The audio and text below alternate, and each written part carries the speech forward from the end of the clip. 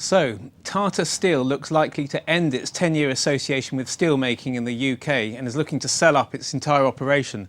Alan, you've written a Lex note about this today. Why have they given up on UK steel? I think it's primarily a Tata Steel problem. The global market for steel is very bad, it's very weak.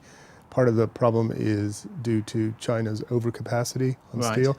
And steel prices have been sliding for some time, and particularly last year. I think it just got to a point where they couldn't take the losses anymore. Right. So why now in particular? I mean, are they keeping other plants going, or is it just a UK thing? Or I think Tata Steel, remember in 2006, when they bought Chorus Steel, which had itself bought British Steel before that, they really increased their global steel capacity. They quintupled their steel capacity, and they wanted to be a really strong player in the steel market.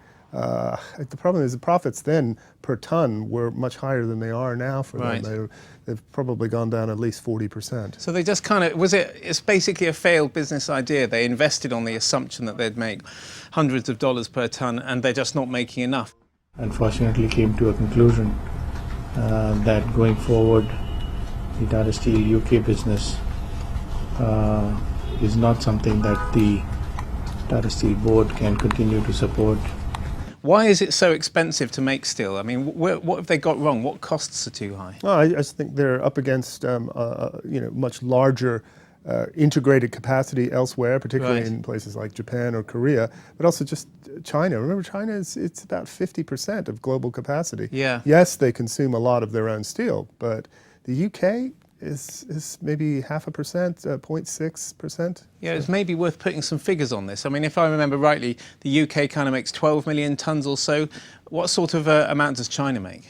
It makes closer to 750 million tons. I mean, we can see it on this pie chart here. That's almost exactly 50% of global production. More like 800 million, really. Really? Yeah. Well, and so we don't have the UK on here. It would be a slice you could barely make out. Barely make out, yeah. It fits just inside the EU 28 thing, and you can see that's already 10%. So it would be just a small slice of that.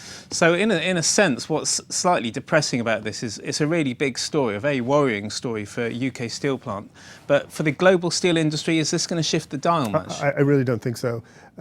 As I said, the amount of steel capacity, if, and that's a really big if, it were all to shut tomorrow, it wouldn't have a great impact, I think. On top of that, a lot of these facilities, there are buyers circling. They also have interest. They not only have UK plants, but they have one in the Netherlands, the original Chorus. And that has possibly a decent fit with Thyssen of Germany. So it could all be open for a while. So a glimmer of hope there. I mean, so you're not saying steel making full stop has no potential, although there's huge overcapacity here. I mean, who would buy it given that these factors you've mentioned, and you can add in others like high energy prices and generally weak demand? Given all of those factors, who would just come in and buy Port Talbot and these other steel plants when so many others before them have failed? It's a good question, because Tata doesn't seem to feel that it can or want to invest any more to improve efficiencies. There are interested parties in various bits. The Scunthorpe plant has an interested buyer, but that's a financial buyer, a turnaround expert. And I don't know exactly.